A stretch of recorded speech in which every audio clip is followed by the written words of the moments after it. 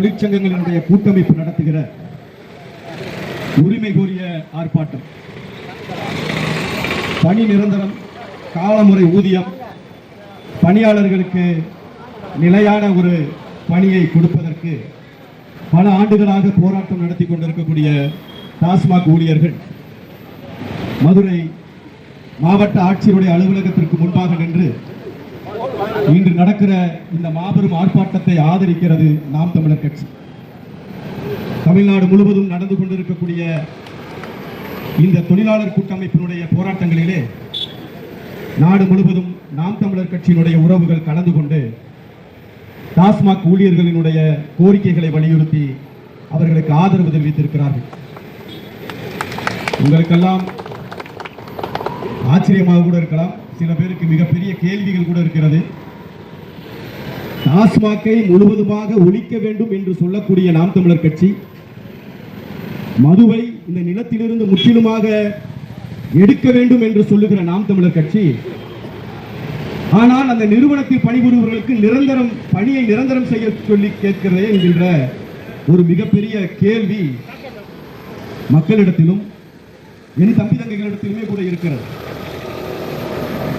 நன்றாக ஒன்றை புரிந்து கொள்ள வேண்டும். டாஸ்மாகை எடுக்க வேண்டும், மதுவை ஒழிக்க வேண்டும் என்று நாங்கள் கேட்பது மக்களினுடைய அடிப்படை உரிமை. ஆனால் அதை நிறுவனமாக வைத்து வருமானம் ஈட்டிக் கொண்டிருக்கக்கூடிய அரசு அவர்களுக்கு வேண்டியதை செய்து கொடுக்க வேண்டியது அவர்களது கடமை. உரிமைக்கும் கடமைக்கும் இந்த வித்தியாசம் இருக்கிறது. நிறுவனத்தை நடத்தி கொண்டிருப்பது அரசு. இவர்களுடைய கோரிக்கையை ஏற்று அதை நிறைவேற்றி கொடுக்கக்கூடிய கடமையில் இருக்கக்கூடியது தமிழ்நாடு அரசு.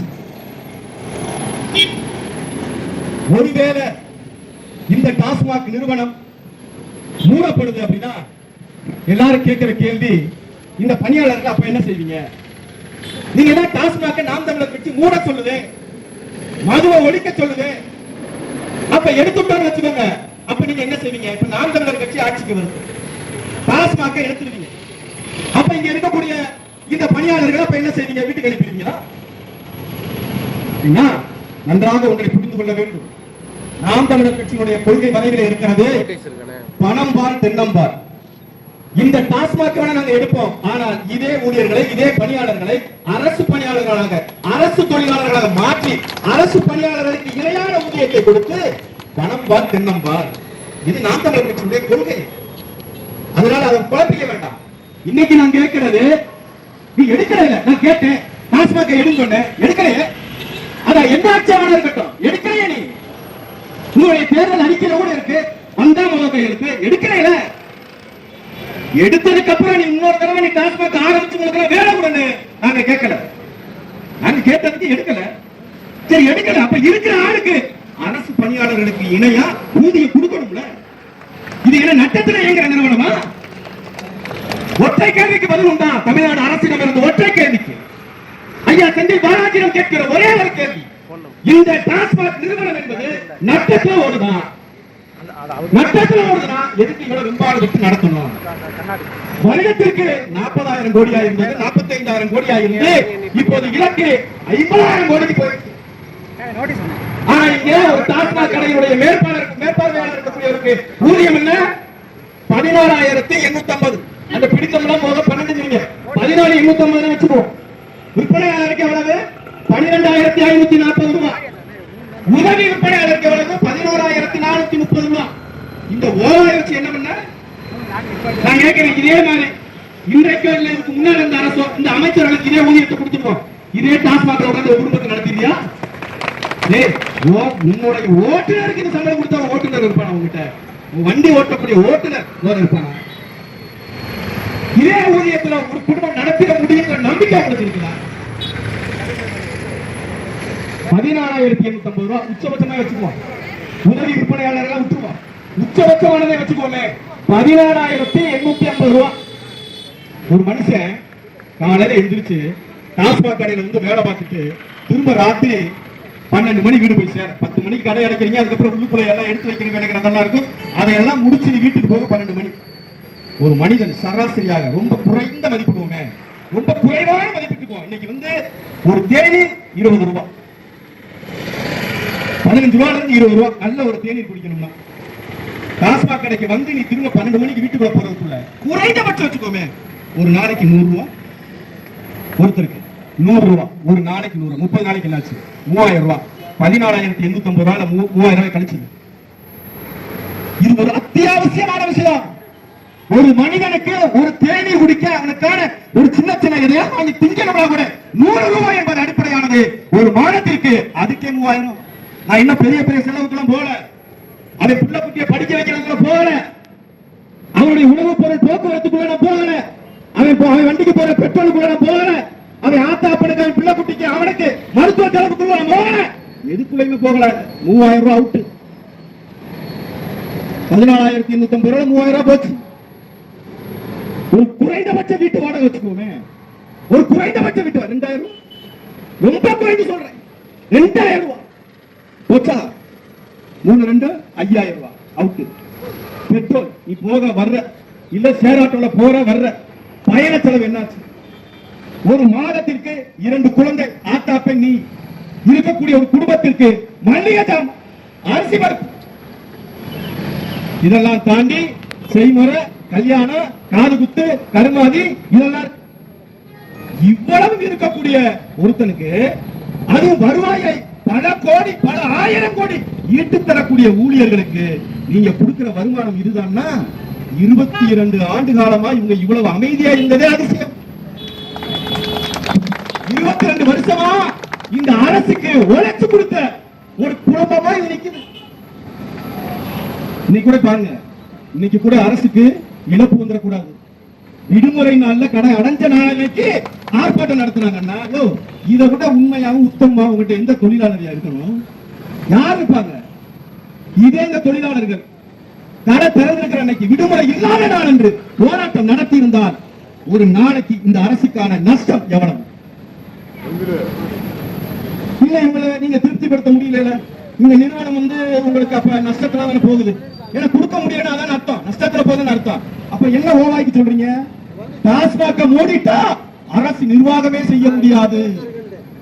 நாங்க சொல்லல, இங்க இருக்கக்கூடிய டாஸ்மாக் ஊழியர்கள் சொல்லல, இதற்கு முன்னால் ஆண்டு அரசு ஆண்டு கொண்டிருக்கிற அரசுகள் சொல்லுது டாஸ்மாக மூடிட்டோம்னா நிர்வாகம் பண்ண முடியாது. இந்த பணம் அவ்வளவு தேவைப்படுது. அப்ப அந்த பணம் அவ்வளவு தேவைப்படுதுன்னா அந்த பணத்தை ஈட்டி கொடுக்கிற இந்த டாஸ்மாக் ஊழியர்களை நீ எப்படி வச்சுக்கணும்? இன்னைக்கு ஒன்றிய அரசு எடுத்துக்கோங்க, ரயில்வே பட்ஜெட் இல்லாம பட்ஜெட் போட முடியாது. ரயில்வே துறை அவ்வளவு பெரிய வருமானத்தை ஈட்டி கொடுக்கிற ஒரு துறை. அது மாதிரிதான் இன்னைக்கு ஆயிடுச்சு. இன்னைக்கு தமிழ்நாட்டில் நிர்வாகம் செயல்படணும்னா டாஸ்மாக் ஓடுனாதான் நிர்வாகம் செயல்படுங்க. இன்னைக்கு பல தொழிலாளர்கள் நம்ம கிட்ட ரொம்ப வெம்பி சொல்றாங்க, கடன் நடத்துறதே பெரிய விஷயமா இருக்கு, அதுக்கு உழைக்கிறாங்க, அதற்கான ஊதியம் கிடைக்கல, காலவரையற்ற ஒரு இதெல்லாம் நாங்க பண்ணி பார்த்துட்டோம், அதுக்கெல்லாம் ஒரு விடிவு வரல. ஆனா இந்த பாரம்பரிய நடத்துறவங்களுடைய அநியாயம் இருக்கு பாருங்க, அவங்க எங்களுக்கு கொடுக்கிற இக்கட்டுகள் இருக்கு பாருங்க. இவ்வளத்தையும் தாண்டி எப்படி ஒரு 22 வருஷமா நீங்க எல்லாம் இதுல ஊழியம் செய்வீங்களே எங்களுக்கு ஆச்சரியமா இருக்கு. வெளிப்பார்வைக்கு வேற மாதிரி தெரியுது, ஆனா உள்ள வந்து பார்த்தா உங்களுடைய மனக்குமுறல்கள், உங்களுக்கான தேவைகள், உங்களுடைய அடிப்படை உரிமைகள் என்பது அது வேறு விதமா இருக்கு. ஆண்டு கொண்டிருக்கிற அரசு இந்த பணியாளர்கள், இந்த பணியாளர்களுக்கான அந்த ஊதிய உயர்வு, அவர்களுடைய பணியை நிரந்தரம் செய்தல், இதையெல்லாம் உறுதிப்படுத்தணும் இல்லையா? உறுதிப்படுத்த முடியலையா? அப்ப நீங்க இப்ப என்ன சொல்ல வரீங்கன்னா, ஒப்பந்த அடிப்படையில் தானே நாங்க அந்த ஊழியர்களை எடுத்தோம். நாங்கள் எடுக்கும் போது ஒப்பந்த ஊழியர்கள் தானே எடுத்தோம். நாங்க அரசு பணியை கொடுப்போம் சொல்லி எடுக்கிறேன்னு சொல்றீங்க. ஐயா சட்டத்துறை அமைச்சர் ரகுபதி அவர்களே, தொழிலாளர்கள் சட்ட தெரியுமா உங்களுக்கு? 22 ஆண்டுகளாக நீங்கள் பணி நிரந்தரம் செய்யாமல் ஒரு ஒப்பந்த ஊழியரை நீங்கள் சட்டப்படி வைத்திருக்க முடியுமா என ரகுபதி பதில் சொல்ல உரிமை இருக்கிறதா? சொல்ல முடியுமா? அப்ப என்ன? உங்களுடைய காலம் கடந்த அமைதி, இது மிகப்பெரிய காலம் கடந்த அமைதி. அதனாலதான் அமைதி காக்குறாங்க. நீங்க விடுமுறை இல்லாத 2-3 நாள், அதுவும் திருவிழா காலங்கள்ல ஒரு நாள் கடை அடைச்சு பாருங்க, உங்க கோரிக்கை நிறைவேறும். உங்க கோரிக்கை நிறைவேறும். ஆனா உங்களுக்கு என்ன ஆச்சு இருக்கு? உடனே வேற ஆளை போட்டு, உடனே இதுக்கு ஆளை போட்டு பண்ணிடுவாங்கன்னு அந்த ஒற்றுமைதான் அவர்களுக்கான துருப்புச்சு. இந்த ஒற்றுமை இல்லாம இருக்கீங்க பாருங்க, இது அவர்களுக்கு மிகப்பெரிய ஆயுதம். அரசு இன்றைக்கு எத்தனையோ தொழிலாளர்கள் வேலை பார்க்கறீங்க, ஆனா இன்னைக்கு வந்திருக்கிறது அப்ப என்னன்னா அந்த ஒற்றுமையின்மை. இதைத்தான் அரசு பயன்படுத்தும்.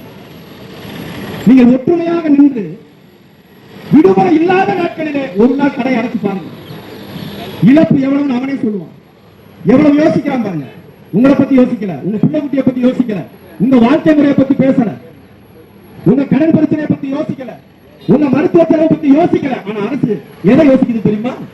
எப்படி 40,000 கோடி வித்த சரக்கு 45,000 கோடியா உயர்த்தலாம், 45,000 கோடி உயர்த்தப்பட்ட இந்த வருமானத்தை எப்படி 50,000 உயர்த்தலாம் யாராச்சும் யோசிக்குது? ஐஏஎஸ் படித்தவர்களை,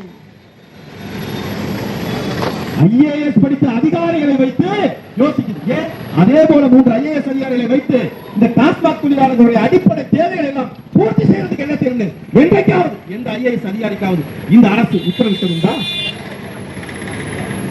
அப்ப என்ன, நம்ம உரிமையை நாம் காலம் கடந்து கேட்கிறோம் அப்படிங்கிறது மட்டும் நமக்கு நல்லா தெரியுது. இவ்வளவு நாட்களாக கேட்காததை இப்பொழுது ஏன் கேட்கிறார்கள்? அப்ப இதை மட்டுப்படுத்துகிறாங்கிற தைரியமும் ஒரு போக்கும் இந்த அரசு கிட்ட இருக்கிறது தான் தெரிய வருது. இன்று மாவட்ட தலைநகரங்களில் நடந்து கொண்டிருக்கிற மாதிரியான போராட்டம் தலைமைச் செயலகத்தின் முன்பாக தமிழ்நாட்டினுடைய தலைநகரை சம்பிக்க வைக்கிற நகரில் விடுமுறை அல்லாத நாள்ல ஒரு நாள் நீங்கள் நடத்தினாதான் இந்த அரசு உங்களுடைய கோரிக்கையை ஈர்க்கும். ஏதேதோ செய்யறாங்க, என்னென்னமா பண்றாங்க. இது ஒரு சாதாரண விஷயம், இது ஒரு சாதாரண விஷயம். இன்னைக்கு எடுத்தீங்கன்னா இன்னைக்கு இந்த துறையில தான் வருமானம் கிடையாது, இந்த துறையில தான் ஊழல், ஊழல் இந்த துறையில தான் இதுல தலைத்தாங்க இருக்கு. அப்ப ஊழலையும் மிகப்பெரிய வருமானத்தை ஈட்டி தரக்கூடிய டாஸ்மாக் நீங்கள் உழைத்து கொடுக்கக்கூடிய அந்த வருமானமும் மிகப்பெரிய லாபத்தை கொடுக்கக்கூடிய இந்த நிறுவனத்தில் வேலை பார்க்கக்கூடிய தொழிலாளர்களுக்கு அவர்களுடைய கோரிக்கையை நிறைவேற்றணும். இது உங்களுடைய கடமை. டாஸ்மாக்கை எடுத்து சொல்றது எங்க உரிமை, அது உரிமை. ஆனால் அதை பணி செய்து கொண்டிருக்கக்கூடிய இதுவரை மூடாமல் இருக்கக்கூடிய டாஸ்மாக் நிறுவனத்தினுடைய தொழிலாளர்களுக்கு ஊதியத்தை சரியாக கொடுத்து அவர்களுடைய பணியை நிரந்தரம் செய்வது என்பது உங்களுடைய கடமை. உரிமைக்கும் கடமைக்கும் உள்ள வித்தியாசம் இல்லைதான், அதை முதல்ல புரிஞ்சுக்கணும். இதுல நாம் தமிழர் கட்சி மூட சொல்ற நாம் தமிழர் கட்சி ஏன் ஊதிய உயர்வு கேட்டு போராட்டுது அப்படின்னு கேட்கிறவங்களுக்கான கேள்விதான் இது. டாஸ்மாக் ஊழியர்கள் உங்களுடைய போராட்டங்கள் நீங்கள் முன்னெடுங்கள். மிகப்பெரிய அளவுல நாங்கள் சொன்னது போல சென்னை மாநகரில் தமிழ்நாட்டினுடைய தலைநகரில் நடத்துங்க. நிச்சயமாக அண்ணன் செந்தமிழன் சீமான் அவர்கள் உங்களுடைய போராட்டத்தில் கலந்து கொள்வார். அண்ணன் கலந்து கொள்ளாத போராட்டங்களே இல்லை என்றாலும் இது போல அடிப்படை கோரிக்கைகளை நிறைவேற்றக்கூடியவர்களுடைய விஷயங்கள் எல்லாம் என்றைக்குமே ஒரு நிமிடம் கூட காலதாமதம் செய்தது கிடையாது. நீங்கள் அப்படிப்பட்ட ஒரு போராட்டத்தை முன்னெடுப்பீர்களானால் அது வெற்றிகரமான போராட்டமாக இருக்கும்.